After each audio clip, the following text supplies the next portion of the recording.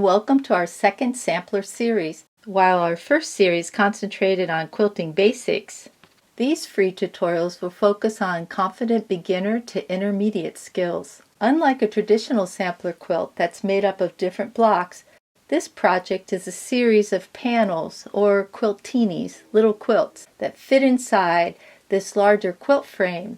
These quiltinis can be changed throughout the year.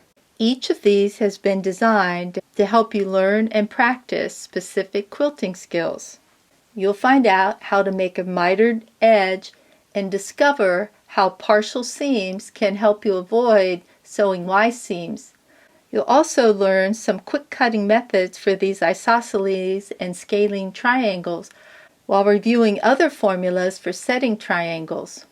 Paper piecing and English paper piecing will also be featured along with some new applique techniques. Are you ready to get started?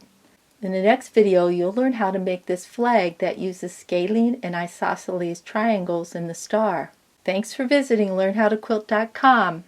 To make sure you don't miss any of the videos in this series, please subscribe to our YouTube channel by clicking on the Ohio star in the lower right-hand corner.